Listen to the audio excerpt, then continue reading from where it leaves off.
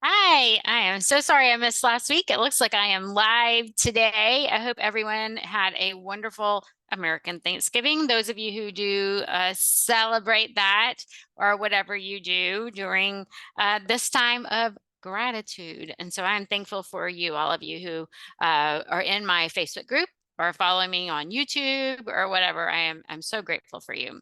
And I'm grateful that you are concerned about your health and taking care of your health in whatever manner that is for you.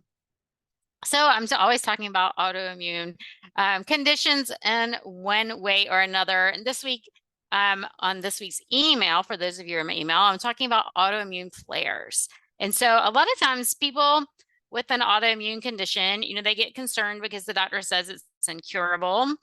And it is and it isn't, right?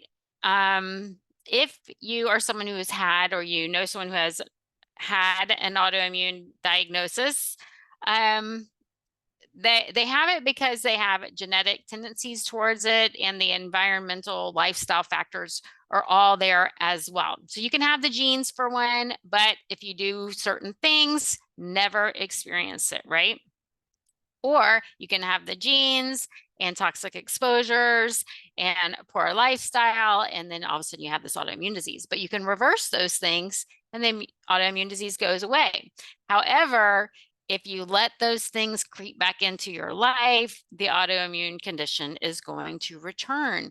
And so some things that can help those return, that's a terrible choice of words, right?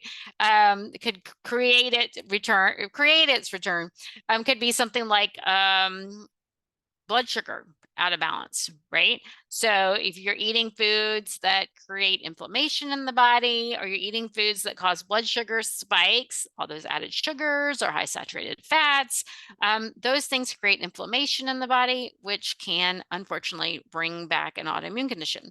But it could also be poor self-care, not taking time out, not getting good quality sleep, um, just going all the time and not taking time out throughout the day to pause. So it's hard for us, especially in this day and age, when we are used to instant gratification, instant information. We can stream on TV, no commercials, get whatever we want whenever we want. We can even order food, have delivered to the house, order our groceries, swing by and pick them up, or have them delivered to the house. I mean, there's just so many things we can do right away. And we have kind of let that happen to us in our bodies as well, in our lifestyle as well. And so we're used to instant, do, not pause. And then that can create autoimmune conditions again, even if they've gone away. So that's why they say they aren't curable, because they can come back. Now, an autoimmune flare is when you've had an autoimmune condition, maybe you've gone into remission, but something has triggered some symptoms to return. And like I said, that can happen whenever those environmental things come back or the lifestyle comes back. Maybe you're exposed to mold. Maybe you eat some foods that just don't agree with you. They're just not right for you. For most people with autoimmune condition, that can be eating dairy or eating gluten. They can create inflammation in the body somewhere. And so it's not necessarily a stomach problem. So a lot of people say, well, I eat gluten, I don't have any stomach problems. Well, sometimes it's the shoulder pain or the knee pain. And a lot of times they're delayed reactions. And so you could be eating something and it could take 3 days for it to create inflammation. For me, peanuts do that, peanut butter specifically. And how did I find that out? One Mother's Day, my kids made peanut butter cookies for me, and I stuck them in the freezer, and every day I'd come home and eat peanut butter cookies. And the third day I had a migraine, and I'd had migraines before, but I started thinking maybe it's peanut butter. And so then I'd had peanut butter bread or peanut butter toast, and I ate it like 3 days in a row. And all of a sudden I had a migraine. And so then I started putting it together that it's peanuts. And so that could be gluten for somebody. That could be dairy for somebody. We just don't, it's hard for us to put that together, especially when it happens 3 days later. And so we have to really, really hone in. So if you're someone who does suffer from an autoimmune condition, it could be an autoimmune thyroid, it could be Raynaud's, Sjogren's. Those usually do run with autoimmune thyroid. They're very common to have those three together. It could be lupus or MS or any of those. We want to make sure that we are eliminating any foods that are potential triggers first to see if symptoms can get under control, and then start testing foods and seeing, is this a trigger for me? And so a trigger may create a flare. And so you have to be willing to risk that when you add foods back in. But you also don't want to avoid foods forever. So a lot of times people will go on like a low histamine diet or a low FODMAP diet or something like that.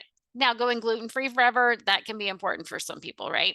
But what does that mean? That means you're just avoiding those gluten grains or those that cross-react. For me, corn. And so I can't have corn and I can't have gluten.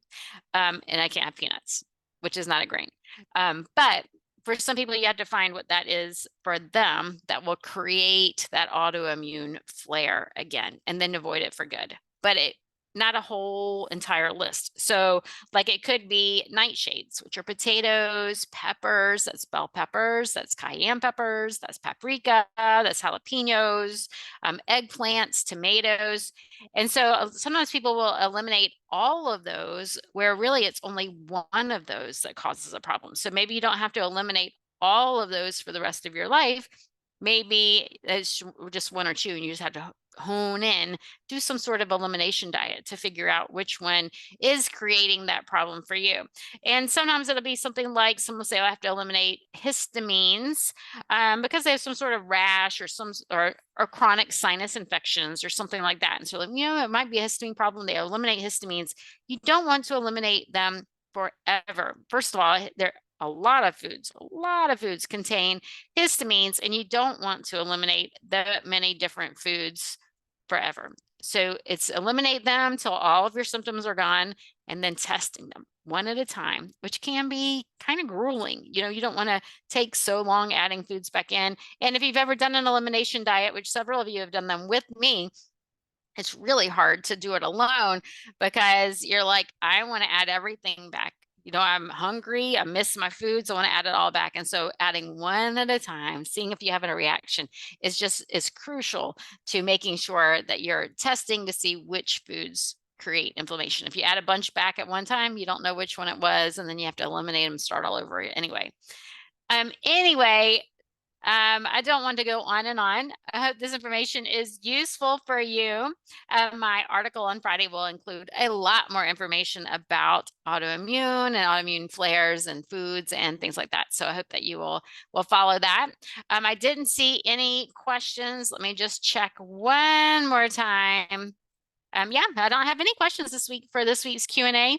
But if you do have any questions, please post them. Please comment. If you learned something, I want to know what you learned today. If you didn't learn something or you didn't like information or you didn't agree with me, I want to hear from you too. And if you're listening on YouTube, make sure you subscribe to my channel, share my channel with your friends, and comment. Yes, I liked something. I didn't like something. Once again, I love to hear from all of you. I hope that you have a wonderful week. Thank you for taking care of you and your health.